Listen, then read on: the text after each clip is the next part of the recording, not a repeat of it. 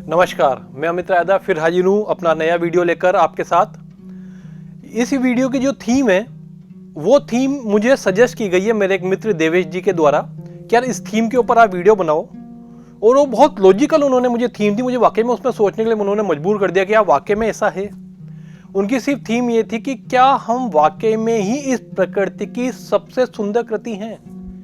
क्या प्रकृति ने भी जितने भी जीव जंतु बनाए हैं, पहाड़, नदियाँ, जंगल बनाए हैं, पेड़ पौधे बनाए हैं, हमें बनाया है, उसमें क्या हम सबसे सुंदर कृति हैं जैसा हम दावा करते हैं कि हाँ हम सबसे सुंदर कृति हैं प्रकृति की?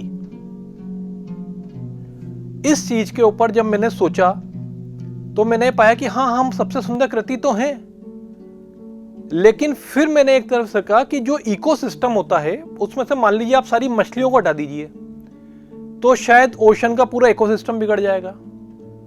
मान लीजिए आप सारी चिड़ियाओं को हटा दीजिए तो इकोसिस्टम बिगड़ जाएगा। लेकिन आप एक सेकंड के लिए सोचिए कि आप सारे मनुष्यों को हटा दीजिए, इकोसिस्टम पे कोई फर्क पड़ेगा? शायद जितना मैं समझ पाया नहीं पड़ेगा। आप देखिए जब ये लॉकडाउन हुआ, जब लॉकडाउन में हम सब घरों के अंदर थे, सारी इंडस्ट्रीज बंद थी, कोई पोल्यूशन नहीं था, तो कहते हैं बिहार से भी हिमालय दिखा। प्रकृति का असली रूप हमें निकल के सामने आया। हवा काफी ताजा थी, कछुए समुद्र से बाहर निकले, तटों पर आए। तो हमारे होने नहीं होने से पृथ्वी के ऊपर बहुत ज्यादा फर्क नहीं पड़ रहा है। फिर हम सबसे सुंदर कृति कैसे हुए? या ऐसा तो नहीं कि हम सबसे सुंदर कृति थे, लेकिन हमने हमारी चीजों को लेकर, अपने आप को लेकर, अपने इस प्रकृति का इस स्तर तक दोहन किया कि शायद अब हम खुद ही हमारी प्रकृति के लिए एक सबसे बड़ा खतरा बन गए हैं। हमें प्रकृति ने जल दिया, जल ही जीवन है, हमने उसका दुरुपयोग चालू कर दिया। हमें वायु दी, हमने उसको प्रदूषित कर दिया। जंगल दिए, काट दिए, हमने हमारे कंक्रीट के जंगल खड़े कर लिए।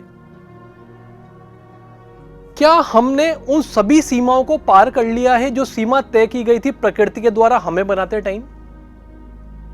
शायद, क्योंकि भगवत गीता में भी ऐसा लिखा गया है और भगवान श्री कृष्ण के कई उपदेशों में मैंने सुना है, अपने पुराणों में कई जगह लिखा हुआ है कि विष की यानी कि जहर की परिभाषा क्या है। तो सब जगह बोला कि कोई भी चीज जो अति होती है वो जहर है आपके लिए, वो विष है आपके लिए। तो ऐसा तो नहीं कि जल का उपयोग हमने इस स्तर तक कर लिया कि वो दुरुपयोग बन गया और वही उसके लिए विष का काम कर रहा है। हमने हमारी इंडस्ट्रीज तो लगाई, लेकिन इस लेवल तक लगा दी कि अब वो हमारे लिए जहर बन रही है। कहीं ऐसा तो नहीं कि साधारण सफलता के लिए हमने असाधारण निर्णय ले लिए, साधारण परिणामों के लिए हमने असाधारण कीमत तय कर दी है, या साधारण वस्तुओं के लिए हमने असाधारण त्याग कर दिए। मेरा तो यह तक मानना है कि बहुत साधारण फायदों के लिए हमने असाधारण समझौते कर लिए। जी हाँ, जब तक ये असाधारण और साधारण का अंतर हम नहीं समझ पाएंगे, हम हमारी प्रकृति को दोबारा जीवित नहीं कर पाएंगे। अभी भी वक्त है, अभी भी वक्त है कि हम इस संसार की, इस प्रकृति की सबसे सुंदर कृति बन सकते हैं। सिर्फ एक बार हमें यह समझना होगा कि ये हमें जीवन जीने के लिए दी गई सुविधाएं हैं, ये हमारे अधिकार नहीं हैं। समझिए मेरी बात को कि जब भी दी गई सुविधा को अधिकार समझ लिया जाता है, परेशानियां वहीं से ही चालू होती हैं, वहीं से ही प्रारंभ होती हैं।